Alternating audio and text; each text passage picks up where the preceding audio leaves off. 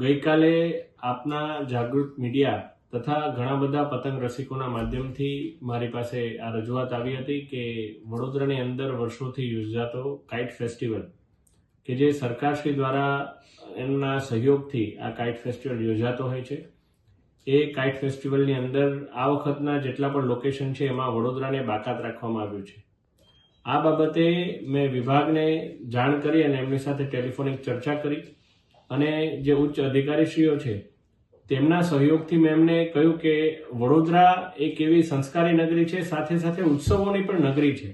અને વર્ષોથી international kite flyers પણ નવલખી મેદાન ખાતે આવી અને પોતે કાઇટ ફ્લાઇંગ કરતા હોય છે. ત્યારે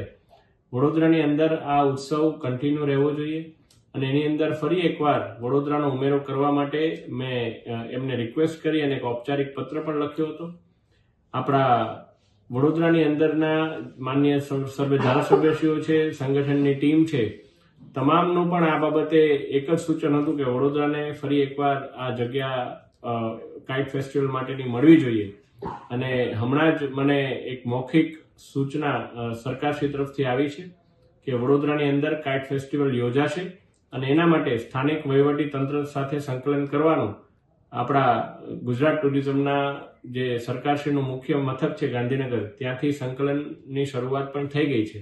એટલે હવે સ્થાનિક વહીવટી તંત્ર માન્ય કલેક્ટરશ્રી, માન્ય કમિશનરશ્રી સાથે સંકલન કરીને વડોદરાની અંદર પણ કાઇટ ફેસ્ટિવલ માટેની નવી તારીખ જાહેર કરવામાં આવશે અને વડોદરાના તમામ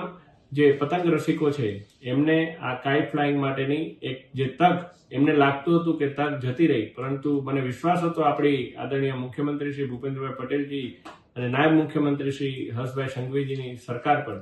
કે આ બાબતે વડોદરાની રજૂઆત તેઓ માન્ય રાખશે અને થયું પણ એવું જ. આપણી જે કંઈ પણ માંગણી હતી એનો સુખદ અંત આવ્યો છે અને વડોદરાની અંદર કાઇટ ફેસ્ટિવલ યોજાવાનો છે.